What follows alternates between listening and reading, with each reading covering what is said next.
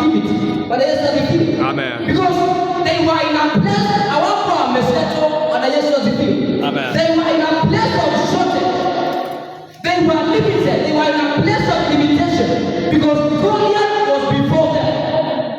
But among them, there was one person who was called David, who had the potential to deliver these people. Bwana Yesu asifiwe. But he did not realize until the challenge was posed unto him. Bwana Yesu asifiwe.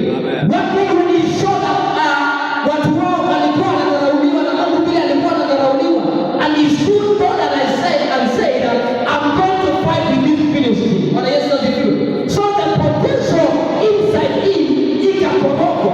Bwana Yesu asifiwe. Amen. Child of God, I'm telling you, here we have so many gifts. We have a lot of potential that is hidden inside many people, and it's just dormant. Hallelujah. Let me first define what is potential. By the way, what is potential? Potential is a dormant ability. Praise the Lord. Amen. When you talk about potential, it is a dormant ability, reserved power. Hallelujah. Amen. Unused success. You can mention it. We have so many definitions. Unexposed ability. So we have people who have ability, but that ability has not been exposed. Praise the Lord. Amen. Saa ingine huwa tunakuja hapa kanisani, tuna worship tulikuwa tumewekewa beat kwa sababu hakuna mtu wa kucheza hii piano. And I'm telling you, among us we have some people, hiyo ability iko ndani yao, but it has not been exposed. Praise the Lord. And that is one of the kind of the captivity that I'm talking about. That people are in captivity. The potential is inside them, but they cannot realize that I have this potential. Hallelujah. And unless you wake up and try, you may not realize the potential. Praise the Lord. Amen. Hallelujah. Amen. And that's why the Israelites walikaa katika hiyo hali. Na wao wanajua kama ndani yao kuna mtu ambaye anaweza waokoa. Praise the Lord. Amen. Hallelujah. So, what makes people enter to captivity? Number one, mindset. Andika mindset. Mindset. Ambia mtu mindset. Mindset. Shikilia kichwa hivi. Sema mindset. Mindset. So, I want to define all these terms ili tuelewe.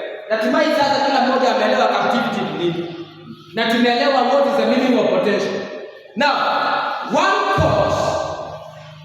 one thing that makes people enter to captivity is what we call the mindset. So what is mindset? Hallelujah.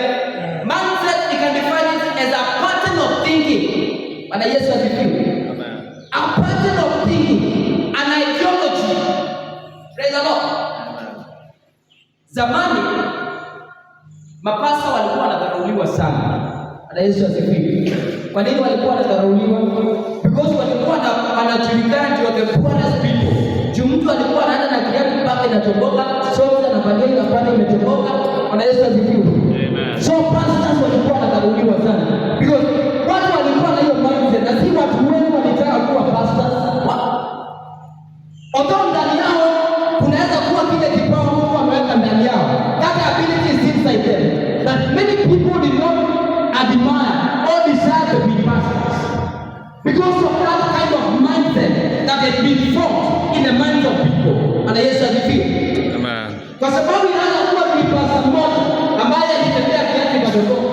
Then itakuwa generalized kwa pastor wote na kwa Bwana Yesu asifiwe. Amen. Na kwa kuwa anadharauliwa sana. Hallelujah. Amen. So, as a church of God, so that we need to understand that one thing that causes people to enter into captivity is what we call the mindset. And the mindset is an ideology, a pattern of thinking that binds people in a certain dimension so that you cannot think outside box. Praise the Lord. Praise the Lord. Amen. Hallelujah. Amen. So, a mindset are doorways in the spirit. Mindset inakuwa mlango ya kuingia katika ulimwengu wa kiroho. Praise the Lord. Amen. Hallelujah. Amen. That's what the word of God says. As a man thinketh, so he is.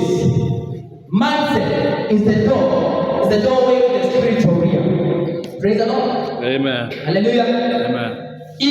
Ukisoma mambo ya Yesu na akina Peter, wale watu walikuwa wanaponya na wanapokea miujiza, walikuwa wanawaambia rise up and walk, your faith has healed you. The mindset, the picture that you form in your mind. Praise the Lord. Amen. Hallelujah. That's why in this time that we are living, people are failing because of the picture that they create in their mind. Praise the Lord. Amen. So you create a picture in mind that I cannot excel. Definitely you are going to get that. Allow me to give one testimony. Siku moja nilikuwa nimetoka na wandia kwa mwiki na nilikuwa nimebeba na motorbike. Then tukafika place inakuwa na mchanga mingi pale. So motorbike ikanini kidogo. So wakati motorbike ilitinga kidogo, akafungua mgongo akaniambia niangushe. By the time amaliza kusema hiyo word, kuanga chini. Bwana Yesu asifiwe.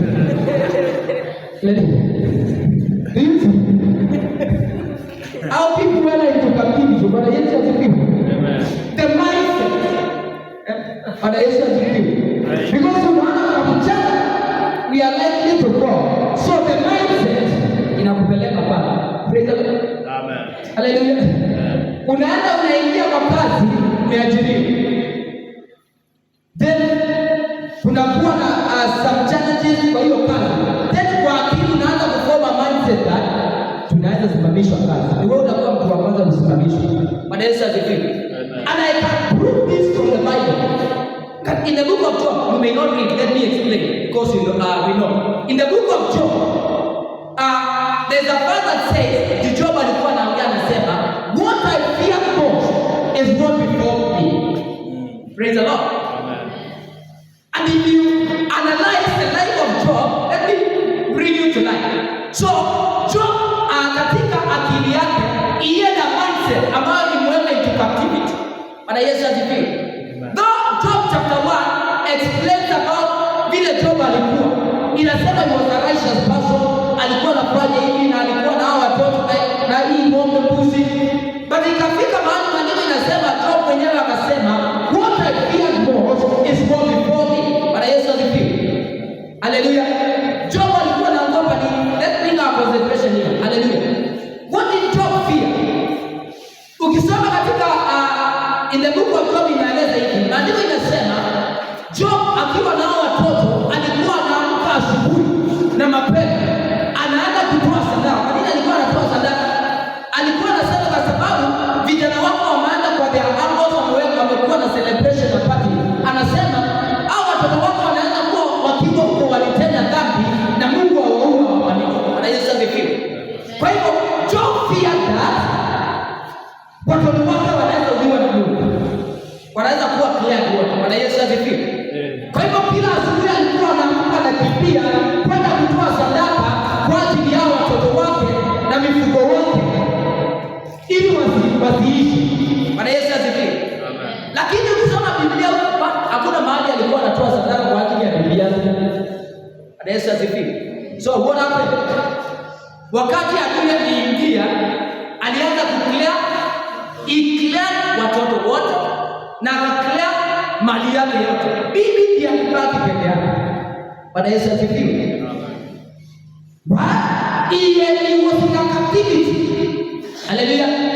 Akuelewa kuwa that when you give everything to God, it is under His protection. Kwa hivyo alikuwa anaogopa, hao watoto wangu wanaweza fanya dhambi kwa uliwe. So what he feared before me. Praise the Lord. Amen. So that ideology, that pattern of thinking we are, most of the time, it is bring us into captivity. Bwana Yesu asifiwe. Unaenda kwa shamba unalima na unasema naweza kuanza kufuru. The same with God. Yesu asifiwe. Na ndio unapata shamba iko hapa moja nyingine iko hapa moja atavuna mwingine atavuna. Kwa nini?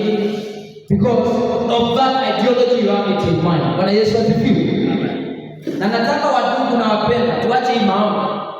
Nasikia kama mtu akianza safari anaanza kusema, "Baba, na tukianza hii safari zile ajali zote zimewekwa kwa barabara na shetani ziondoe." Sasa tunaweka saa ngapi? Bwana Yesu asifiwe. Anyway, yani tuachane hiyo maombi. Just commit yourself to the Lord because you know that in the hands of the Lord you are protected. Yes. But if you have that mindset, that ideology that nikienda na hii gari naenda pata ajali, the devil is going to capitalize on that. Praise the Lord. Amen. So ataweka uoga ndani yako. Bwana Yesu asifiwe. Mwingine anajiuliza, nikisimama hapo mbele niimbe watu wananiona aje? Bwana Yesu asifiwe. Ukisimama ukiimba, ukipatana wao pale nje, they begin commenting because you feared that, and definitely will come. Praise the Lord. Amen. So everything that we do, we need to do with boldness, knowing that inside us there is a potential, there is an ability that is hidden, that we need to stand it up and we utilize it. Praise the Lord. So, how we form mindset? Number one, mindset are formed as a result of our culture. Mindset are formed as a result of our culture.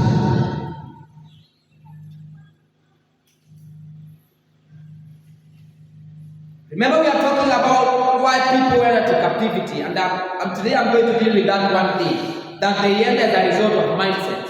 And now I want to explain how mindset are formed. Number one, mindset are formed as a result of our culture.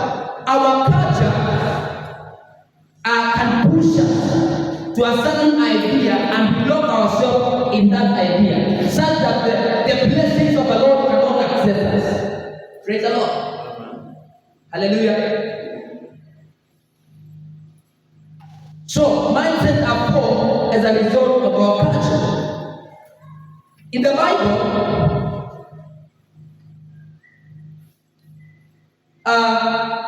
the children, when Joseph had a dream, he came to his brothers and he told them about the dream, of how he saw that they were abiding sheep, na kile chote kilichofanyika. But because of the culture that ukiangalia culture ya hao watu ilikuwa that the eldest son ndiye alikuwa anapata baba yao akiondoka, ndiye alikuwa anapata kuchukua ule usukani. Bwana Yesu asifiwe. Lakini hapa Joseph akaleta ndoto ambao ilikuwa inaonyeshana kuwa atakuwa juu yao, wote watakuinamia. Bwana Yesu asifiwe. But these people could not understand because they were not spiritual. So wakaona hii ni kitu haiwezi kufanyika. So wakaona ile mindset that huyu kijana ni kama ni madharau anataka kufanya. Bwana Yesu asifiwe. And they devised, wakasema we are going to declare, tutakuondoa ili asikuje kutugania. Bwana Yesu asifiwe. And that decision ambao walifanya ndio iliwapeleka kwenda Egypt. Bwana Yesu asifiwe. And the land of Egypt, they were captives. Hallelujah. Amen. Do you see how mindset can lead you to captivity? Because of that mindset, that we as the elder brothers, we are supposed to be over this small boy. But now this small boy has brought a vision, a dream, that is kind of suggesting that he is going to be above us. So we need to clear it. So because of that mindset, it pushed them to Egypt, to captivity. But yes, because they saw Joseph to Egypt, and the famine came, and they had all to go to Egypt. And whatever they were resisting, they had now to obey. Praise the Lord. So, mindset, that's why I say, a mindset is a doorway to the spiritual realm. If you fail to deal with a mindset, we are going to enter in a captivity whereby you are born again. Yes, you are beautiful. Yes, but utapata kwa maisha yako kuna kitu inaitwa but. Bwana Yesu asifiwe. If you read the book of Judges, chapter 1, chapter 11, verse 1, talks about Jephthah. The scripture says, and now Jephthah was a mighty man of valor, but what?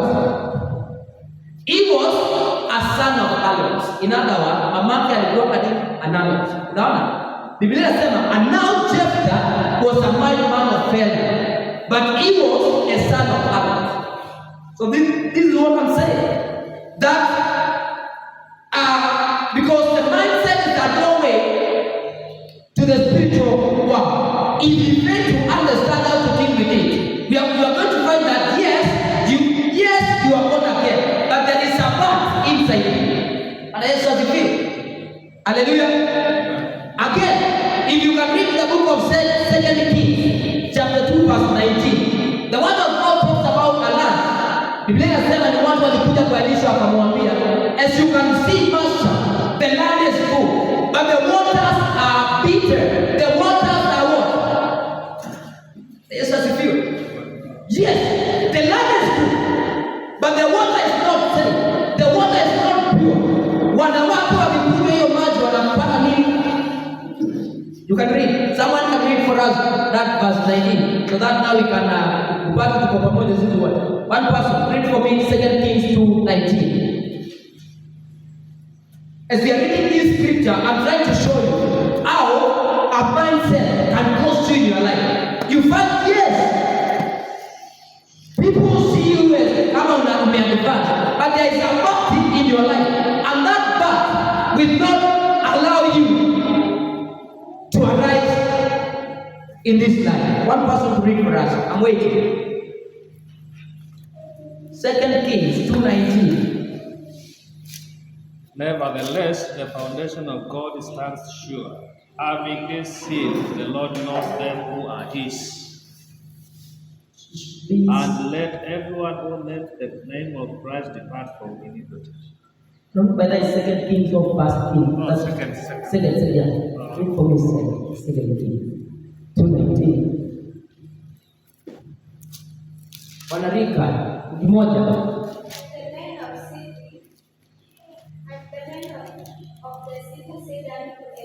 And the men of city said unto Elisha,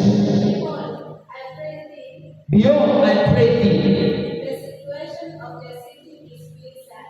the situation of the city is blizzard, As my Lord said, as my Lord said, the water is not deep, and the ground is barren. but the water is not, but the water is naughty and the ground is barren. You can see that the city is blizzard, hallelujah. But the water is naughty and the ground is what? And barren. So that's why also I've said in the book of Judges, chapter 11, verse 1, you find that the scriptures talking about now Jephthah was a mighty man of valor, but there is a but he was a son of another. So mindset pushes us to start life that in captivity wherever you find that in one ground you are okay, but there is a path, and this is what we want to deal with it. Praise the Lord. And I start to feel. Yes, we have a beautiful church, but the youth from that church, but there is a path. And I start to feel. Hallelujah. Yes, the property is so beautiful, but amen. And this is called as a result of what you're calling our mindset, and you are saying mindset are formed as a result of culture. So there are some cultures that we need to deal with them. Praise the Lord.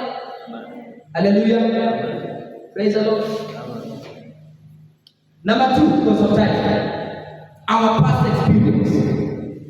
Our past experience. That is another way our mindsets are formed. Remember, I said mindset is an ideology or a pattern of thinking. This can arise as a result of what we are calling our past experience. Now, when you talk about the past experience, it can be either a good experience or a bad experience. Praise the Lord. Amen. So this makes us form a kind of a mindset. So when you talk about the past experience, we should understand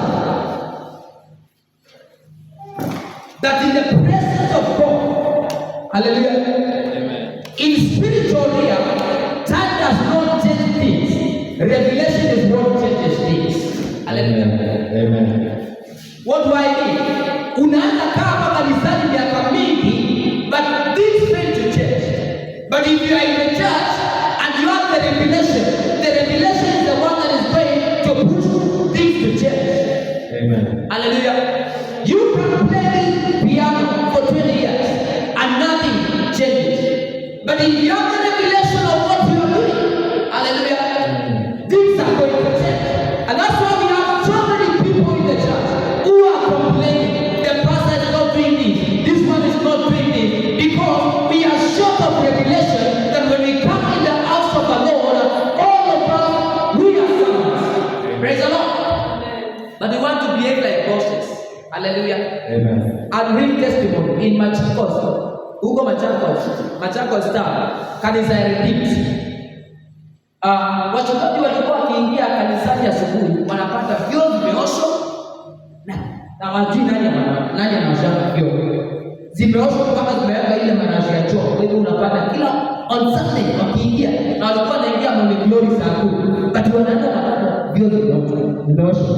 Then mchungaji mmoja akasema, I'm going to do investigation. Nijue huyu ni nani ambaye huwa anaosha hiyo vyoo. Bwana Yesu asifiwe. So he decided siku moja atakuja saa 9 na akakuta anaficha mahali. Alipokuwa pale akaona gari kubwa.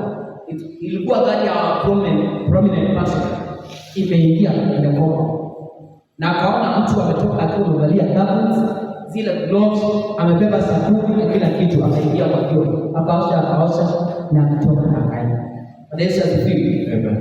And here na ndio akarealize that this was a very respected person in the congregation, but na anataka kujulikana, lakini yeye alijua kuwa as I serve the Lord in this area, my things are going to change. Oh yes. Bwana Yesu asifiwe. And that's why when we are talking about, I'm saying that in spiritual realm, time may not change things, but the revelation that we get is the one that is going to change things. Bwana Yesu asifiwe. Amen. Because some people want to do some chores in the church only when there are people so that they may be sick. But watu wakikuona hakuna baraka unapata. Bwana Yesu asifiwe. People wanataka wasukumu wafanye kazi katika nyumba ya Mungu, and they are not understanding that ile baraka unaweza kupokea katika nyumba ya Bwana is when you take yourself as a servant. Bwana Yesu asifiwe. And you know that when I'm serving in this church, I'm not serving a human being. I'm serving the Lord in heaven, and the Lord is going to remember me in all the things that I'm doing. Bwana Yesu asifiwe. Amen. Hallelujah. Church of God, as we end the convention that we have for this month, we are minded to be changed. How we do things, how we do things, we need to change. Bwana Yesu asifiwe. We need to walk out of that captivity whereby it's a must for us. Kama ni kuosha kanisa ni lazima tuende kuosha. We need to walk out of that. Bwana Yesu asifiwe. Amen. Hallelujah. Hallelujah. Na hiyo ndio imenyima watu wengi baraka. Hallelujah.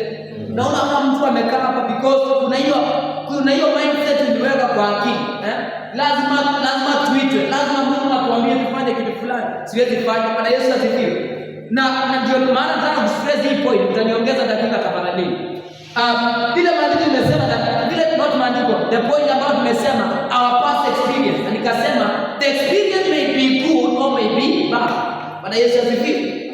So this past experience some of the time inatufanya tuweke mindset nyingine. Tunaweka a kind of thinking. Bwana Yesu asifiwe.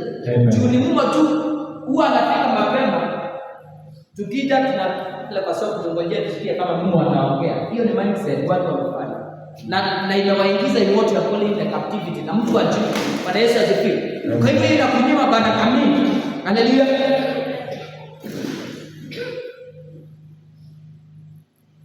If you look let me go to the final point because of time. The third thing that our mindset are formed. Mindset are formed as through the level of exposure. Right. Level of exposure.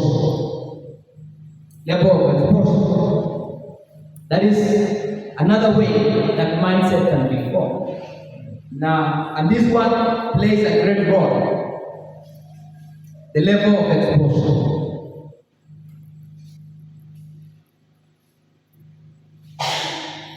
When you talk about the level of exposure, we normally say the angels grow up by shining brighter. Now, the level of exposure can lead to formation of what you are calling mindset. Yes, as it is. A good example, it is in the book of Isaiah, chapter 14, verse 12. that talks about Lucifer. Because Lucifer was exposed in the kingdom of God, alikuwa anajua kila kitu ilikuwa imefanyika. So he had high level of exposure. So because of having high level of exposure, he became proud. So that led to the formation of mindset that made him to be proud. And that's why he said, I'm going to arise above the star of God and position my throne. Alikuwa anasema atapanda juu ya ufalme wa Mungu, aweke ufalme wake. Because he had an exposure of God's kingdom and how it was running. Hallelujah. So a level of exposure can be either positive or can affect you positive or negative. Praise the Lord. And that's why it is not everything that we should allow it in our mind. Amen. Amen. Because if we allow everything in our mind, it's going to let our create mindset in our mind. Praise the Lord. Amen. Hallelujah. Amen. So we need to understand that no level of exposure